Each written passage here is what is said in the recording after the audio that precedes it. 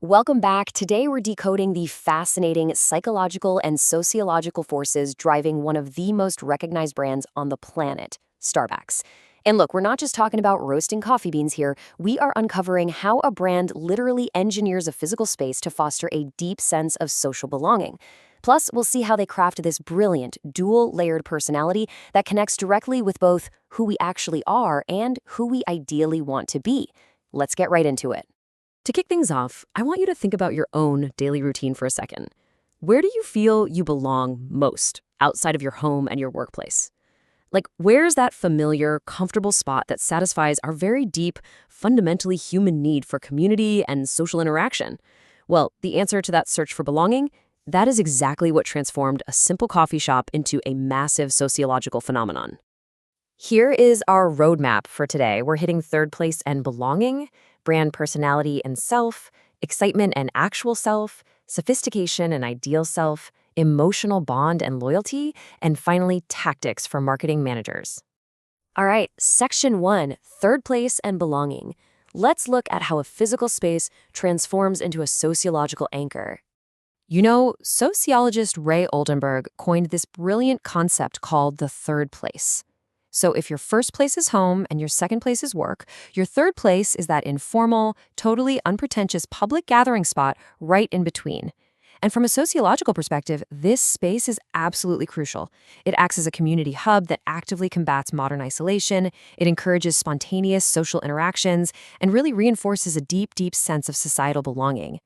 And Starbucks deliberately engineers this sociological canvas so it feels, honestly, just like a familiar living room. Think about it. The warm lighting, the plush chairs, the carefully curated music, it's all designed to foster human connection. Fun fact, they actually removed certain egg breakfast items in the past simply because the smell interfered with that comforting aroma of coffee.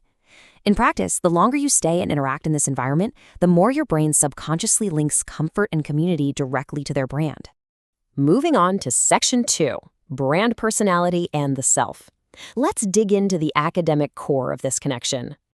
Now, the theoretical framework we're looking at here relies on something called self-image congruence. This is a concept proposed by Sergi way back in the 1980s. Academically speaking, consumers evaluate brands as if they were actual human personalities. When we perceive a brand's traits as aligning with our own self-concept, whether that's real or desired, it actually validates our identity. This psychological alignment, it is the absolute bedrock of intense consumer attachment. To ground this academic theory in practical consumer behavior, let's take a look at the data. This is from a recent study of Starbucks consumers in Turkey, and as you can see, over 70% are young adults between 18 and 30. Now, this is a critical life stage, right? It's when individuals are actively forming their identities. Consequently, they form incredibly intense emotional bonds with brands that help them express exactly who they are to the rest of the world. And check out the structural equation model right from the research. It literally proves the direct psychological pathways between specific brand personality traits, which were categorized by researcher Jennifer Aker, and consumer self-image. Out of all the possible traits out there, the data reveals that Starbucks masterfully leverages two specific dimensions to capture this young demographic. Which brings us to section 3, excitement and the actual self. Basically, the mirror reflecting who you are. So the data reveals a really powerful link between a brand's exciting traits and the consumer's actual self. When a brand is perceived as spirited, daring, or up-to-date, it acts like a mirror. Practically speaking, when a young adult walks in and orders, say, a highly customized, seasonal, trendy beverage, the brand's energetic personality actively validates their present-day identity. It confirms who they are right now, in this exact moment. Now, let's flip the coin in section 4, sophistication and the ideal self. This is the pedestal showing who you want to be. The research shows a completely different psychological pathway for the brand's sophistication dimension. This connects directly with our ideal self. We're talking about traits like being charming, premium, or upper class. If excitement validates who you are today, sophistication connects with the aspirational version of yourself. Buying a premium reserve roast becomes a tangible way to feel like you are literally stepping into that higher status, idealized identity. Looking at this side-by-side comparison, you can see how the brand successfully manages a brilliant dual personality split. On one hand, it's spirited and trendy. It offers an accessible community that totally gets your actual self. But on the other hand, it maintains this premium, sophisticated aura, right? It gives you a taste of the exclusive club your ideal self aspires to join. It perfectly bridges the reality of who you are with the dream of who you want to be. Up next, Section 5, Emotional Bond and Loyalty. Let's explore the psychology of staying. A fascinating consumer study over in Metro Manila highlights the real power of multisensory marketing. Researchers found that the carefully curated ambient scent of coffee actually physically calms us down.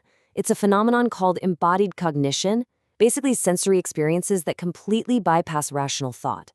That coffee scent subconsciously triggers a feeling of safety, which drives an unconscious emotional urge to just stay longer and naturally buy more.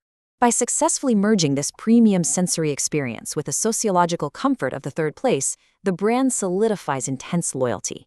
They utilize ideal self-strategies, think tiered rewards programs or those exclusive secret menus, to make consumers feel they are unlocking a higher social status. That clever combination of community belonging and aspirational achievement, it guarantees an emotional bond that a cheaper, run-of-the-mill coffee shop simply cannot replicate. Finally, Section 6. Tactics for marketing managers. Let's turn this into an actionable playbook. For the marketing managers listening, your tactical playbook here is crystal clear. Number 1, engineer your physical or digital spaces to be a third place.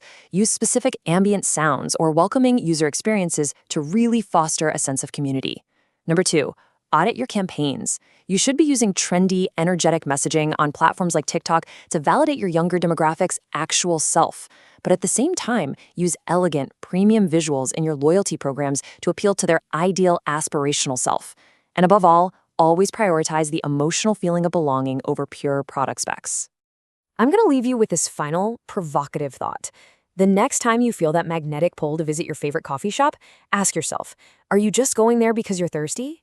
Or are you actually being guided by invisible sociological forces that perfectly validate exactly who you are and who you aspire to be? It's a lot to think about. Thanks for exploring this with me today.